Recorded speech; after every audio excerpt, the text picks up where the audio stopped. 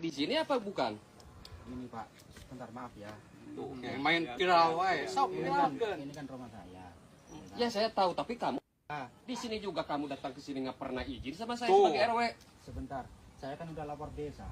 Kan ada saya RW. Kenapa nggak datang ke RW? Sebentar Pak ya. Jangan keras-keras. Ayo masuk dulu ke rumah. Ayo ke rumah saya, ayo. Ya, makanya ini kan jangan ini saya juga lagi koordinasi dengan dinas-dinas, berupaya untuk barangkali sejauh mana perhatian dari dinas jauh-jauh untuk mengupayakan orang tersebut. Barangkali dengan ada bantuan dengan secepatnya. Assalamualaikum, sampurasun, ilujeng enjing wargi Jabar dan seluruh warganet dimanapun berada. Ayo, pagi-pagi olahraga ya.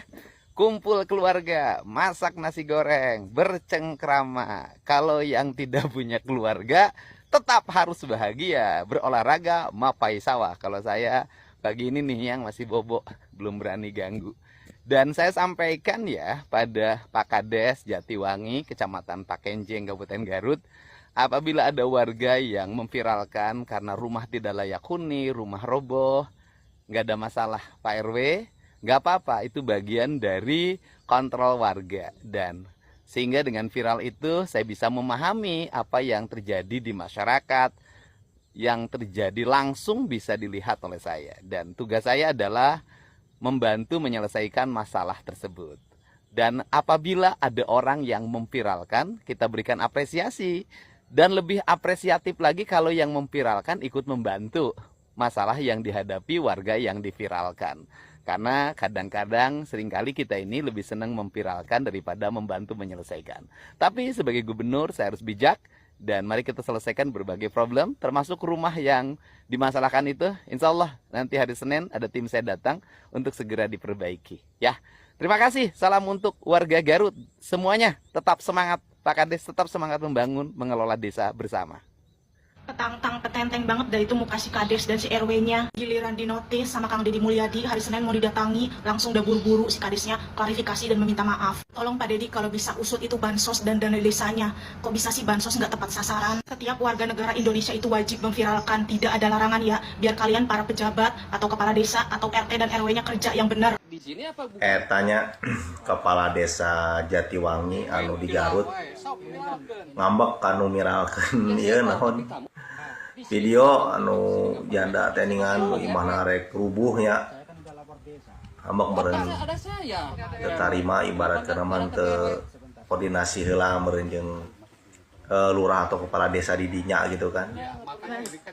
Padahal tanggapan Pak Deddy Gubernur mah Pak Deddy Mulyadi gitu, Gubernur Jawa Baratnya tenang naon emang ameh nyaho gitu loh ya kan. Jadi warga teh istilahna mah viral teh lain rek ngago goreng atau kumaha pan merenya ameh nyampe informasina ka pemerintah setempat atau pemerintah pusat gitu agar dapat bantuan ya kan, karena kan emang kondisi nage bener-bener perlu dibantu gitu loh.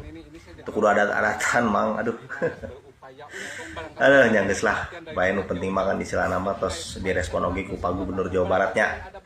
Ya segera diberesan lah masalah nanya. Sampurasun, ilujeng Mantap enjing emang. wargi Jabar Gubernur Jawa dan Barat jadi seluruh Mulyadi. warganet. Main viral wae. Sok Ini kan rumah saya. Ya saya tahu.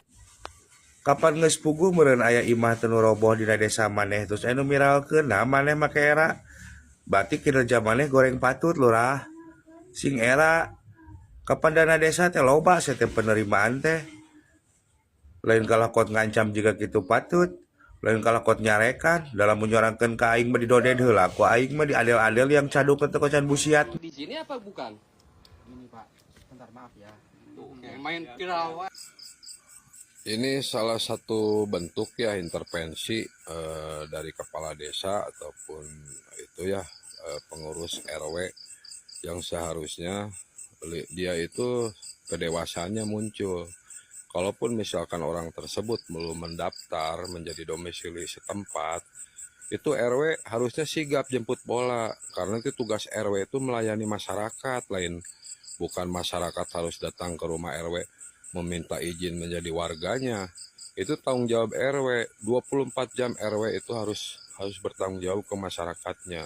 Karena itu mereka itu digaji oleh negara dan memakan uang negara. Seharusnya dia lebih bijaksana, seharusnya jangan menjasus apalagi mengusir. Dengan domisili orang tersebut harus pindah ke daerahnya ke Jawa gitu. Seharusnya jangan seperti itu. Ataupun masalah itu janda, terkait janda, rumah janda yang jelek itu, seharusnya itu kan ada Basnas dan Nurutilahu, programnya harus diinikan. Kenapa setelah viral mereka itu bertindak seolah-olah mengklaim kinerja mereka itu berjalan? Makanya dengan hadirnya PT itu, mungkin dugaan mereka itu tidak bekerja. Setelah viral, mereka seolah terpojok terkait kinerjanya. Seharusnya jangan seperti itu. Kepala desa dan pengurus RW setempat harusnya lebih gercep lah. Karena mereka itu makan tidur itu digaji uang negara. Bukan omon-omon, itu gajinya lumayan fantastis. Kepala desa itu berapa kisarannya? Seharusnya lebih inilah. Apalagi dia melayani hidup di masyarakat. Pasti semua kultur wilayah itu mereka tahu mana yang miskin, mana yang tidak. Jadi jangan seperti itu, intervensi ke masyarakatnya sendiri. Baik buruknya masyarakat itu tanggung jawab mereka, baik RW, baik kepala desa. Harus jemput bola, jangan menjustis seolah-olah memviralkan itu menjadi masalah. Hak kebebasan masyarakat itu harus berucap dan berkata gitu, dan dilindungi. Orang miskin itu tanggung jawab negara. Makanya RT dan RW ini tidak bekerja. Dengan hadirnya viral ini diharapkan semua jajaran pemerintah baik di RT dan di RW itu harus bekerja sesuai dengan aturan dan undang-undang. Mereka itu disumpah jabatan RW dan kepala desa itu sepenuhnya itu tanggung jawab. Jangan seenaknya saja seperti ini. Mohon maaf ya, ini menjadi edukasi untuk semua jajaran ataupun, jadi jangan seenaknya setelah viral berucap seenaknya kena punya jabatan. Salam dari Kabupaten Ciamis. Tuh lihat tuh, Kerawang keras bos, banyak drama-drama dari mantan jaksa, mantan intel, terus tukang tambal ban si Elai itu. Sekarang Kades Purwadana nih, mana aki-aki mulu yang nongol yang muncul tuh. Hade. Terus kalian pilih yang mana nih ya? Kades Wadas atau Kades Purwadana nih ya? Kalau kalian pilih Kades Wadas nih, sini kita kumpul, kita bahas, kita roasting nih Kades Purwadana ini nih. Terus pertama ya, ini gua mau nanya, emang karakter Kades Purwadana itu temperamen ya? Suka emosian, suka marah-marah gitu.